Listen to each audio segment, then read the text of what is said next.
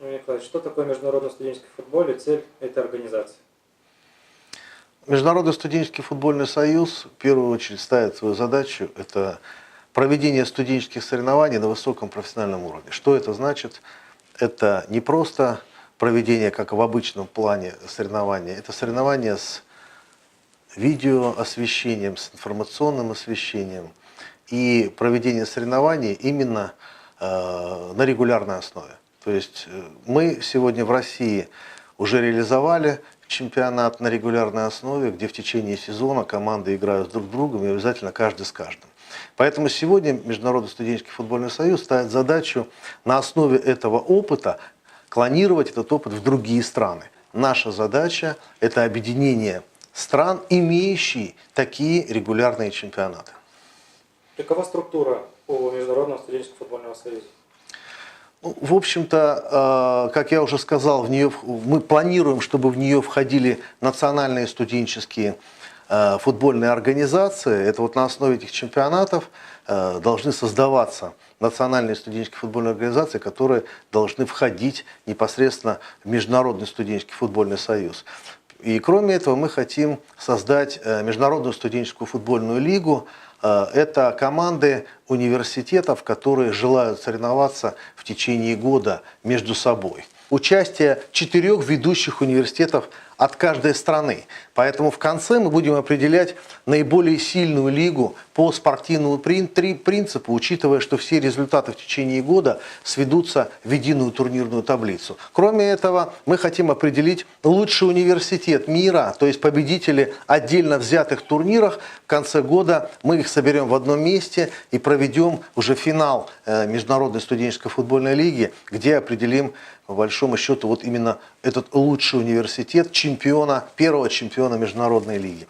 Конечно же, это очень важная составляющая, это повышение имиджа университета на рынке образовательных услуг. И, что немаловажно, в перспективе это создание самоокупаемой модели, чтобы на основе не только создания команды, но и мы создадим и фан-клуб, и коммерческий отдел, и в перспективе получим уже непосредственно такие вот самоокупаемые студенческие футбольные клубы, которые будут участвовать не только в национальном своем чемпионате, но и в наших международных соревнованиях. Расскажите подробно, по какому формату будет играться первый сезон и какие форматы еще предусматривают соревнования?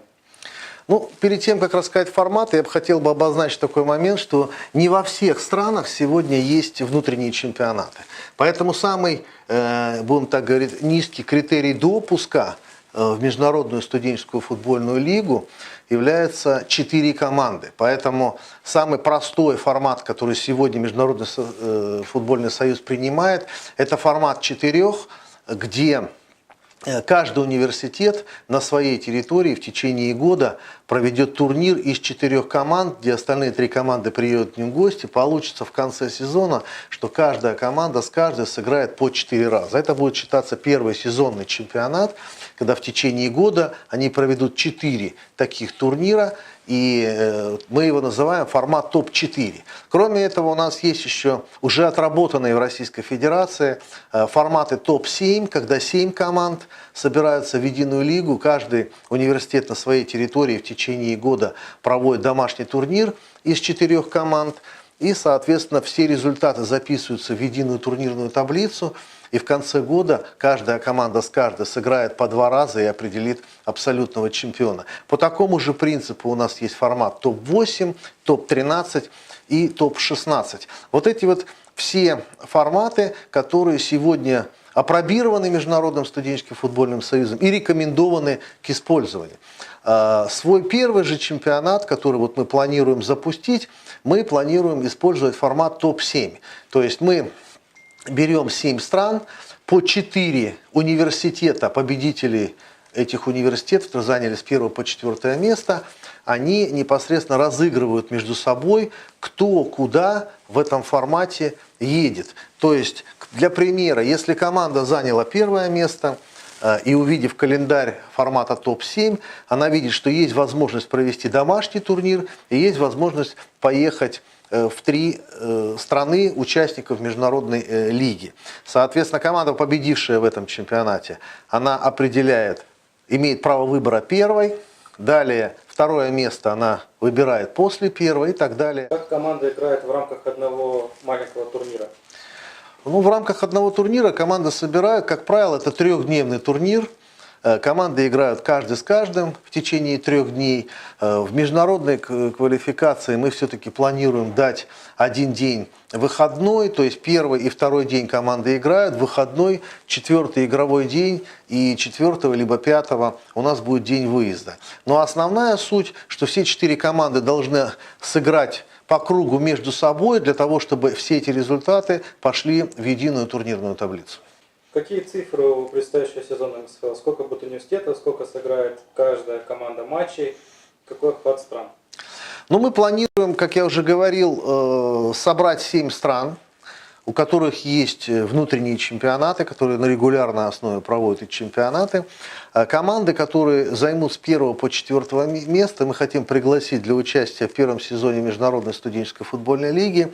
Соответственно, это 28 университетов, 7 стран, по 4 команды, 28 университетов. Планируем провести 42 матча, где аудитория составит порядка 1000 футболистов и около 200 тысяч их болельщиков. Это ориентировочные первоначальные цифры для первого чемпионата Международной студенческой футбольной лиги.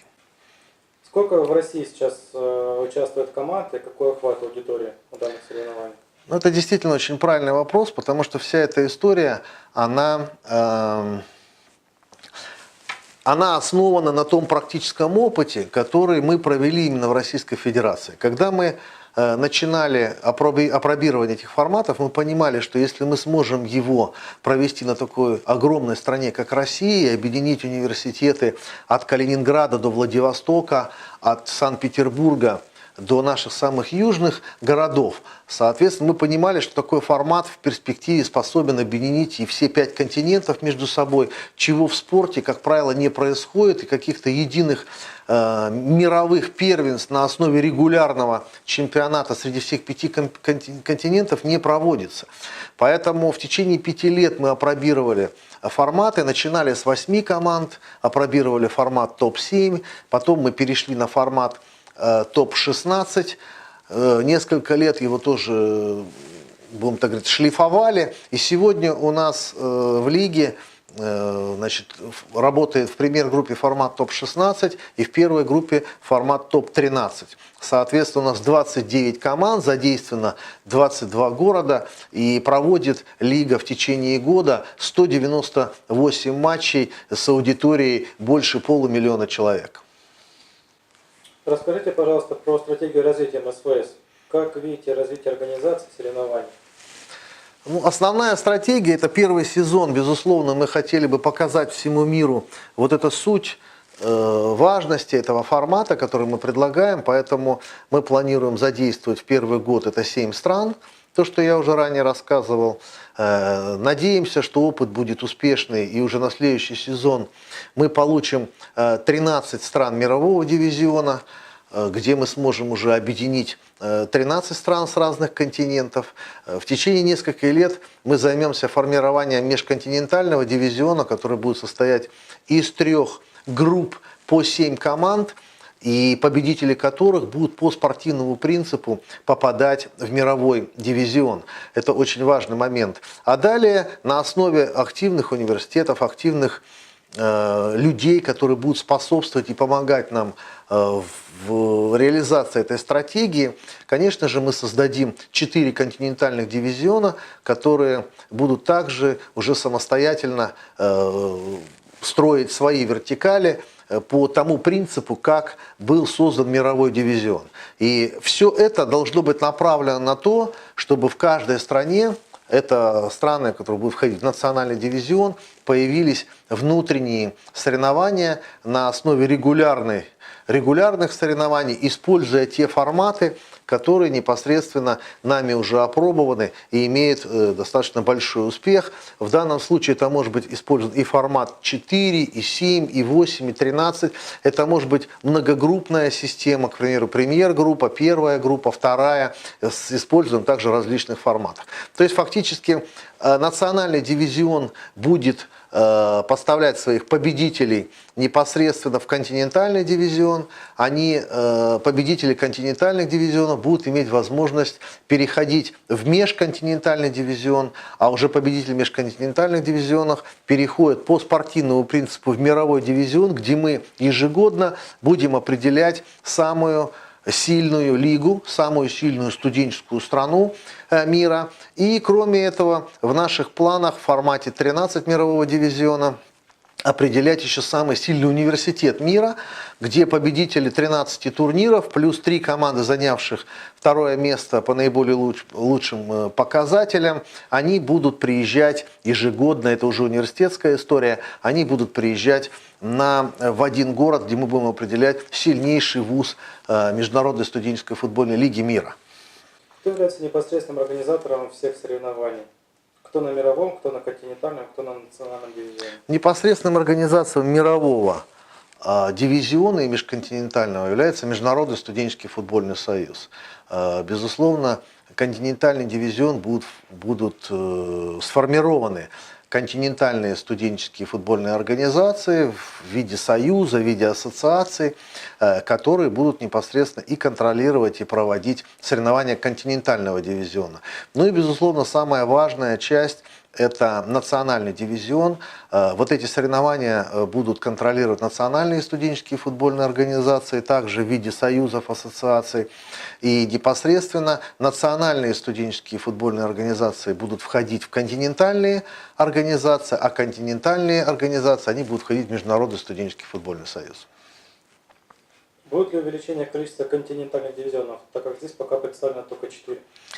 Да, возможно, непосредственно все зависит от количества участников и количества стран, которые примут участие. Возможно, что мы континентальные дивизионы просто географически сгруппируем для экономии средств, для того, чтобы, в части, допустим, возможно открытие, допустим, дивизиона Карибского бассейна. То есть, возможно, будет разделение Америки на южную и северную. Возможно, будет разделение, к примеру, той же Африки на непосредственно южную и также северную. То есть вот эти все вопросы мы будем решать в процессе работы, в процессе того, насколько вот эта вся наша идеология заинтересует университеты и страны для того, чтобы оптимизировать расходы по участию этих команд в наших соревнованиях. Какая информационная работа будет делаться по сопровождению данных соревнований? Каждая команда, участвующая в наших соревнованиях, она получит отдельный сайт в нашей информационной системе, где непосредственно сможет и будет иметь возможность публиковать новости, которые будут видеть другие университеты, потому что они все находятся в едином информационном пространстве. Они смогут вести там непосредственно свои прямые трансляции, выкладывать фоторепортажи, они смогут взаимодействовать со своими же социальными сетями. Самый главный момент здесь, что каждый матч всех абсолютно турниров под эгидой Международного студенческого футбольного союза, континентальных студенческих футбольных союзов, они будут вестись в прямых трансляциях. Это важный момент, и с комментаторами на разных языках. После каждого матча будут краткие обзорные ролики лучших моментов. Мы будем, безусловно, на своей единой статистической платформе вести полную статистику по всем футболистам. Достаточно серьезная будет система заявки каждого университета. То есть будет серьезный контроль, студент или не студент, возрастные ограничения. То есть Международный студенческий футбольный союз берет на себя всю организационную, методическую и организационную, методическую, информационную поддержку всех соревнований. Это, на мой взгляд, очень важно. Очень интересно всегда для студентов, и то, что мы уже делаем здесь в Российской Федерации, это интервью после матчев, те же краткие обзоры, которые я говорил. И для того, чтобы сделать это интересным, для того, чтобы вокруг наших команд формировался достаточно серьезный пул болельщиков. Есть ли уже информационные партнеры в данных соревнованиях? Ну, мы попытались связаться и будем задействовать достаточно серьезных игроков в мире СМИ, то есть мы хотим подключить серьезные футбольные, в первую очередь, мировые средства массовой информации, и надеемся, что с их помощью мы поднимем престиж и статус всех наших турниров. Как ВУЗ может принять участие в данных соревнованиях, либо страна? Для того, чтобы принять участие в наших соревнованиях, необходимо в первую очередь связаться с нами, пригласить наш инспекторский комитет, представителей нашего инспекторского комитета к себе, для того, чтобы мы поняли, насколько ВУЗ заинтересован в участии в международных соревнованиях, где они будут принимать другие команды. То есть после этого инспектирования, какие у них условия питания, проживания, аренда футбольного поля, если у них нет своего футбольного поля. После этого наши сотрудники дают определенный анализ по проделанной работе, и тогда мы уже принимаем решение, готов ли этот университет участвовать в мировой лиге, соответствует ли он тем критериям по приему других команд, и после этого мы заключаем договор с этим университетом и начинаем взаимодействие. Существует организационный взнос? Да, безусловно, этот организационный взнос существует, и он будет обсуждаться каждый год, потому что сумма организационного взноса, она зависит от того, насколько далеко друг от друга расположены команды, участницы Международной студенческой футбольной лиги. В первую очередь организационный взнос, он оплачивается на переезд наших сотрудников на те или иные турниры. Он оплачивается в плане трансляции и вообще всей информационной поддержки, на статистическую поддержку всех соревнований.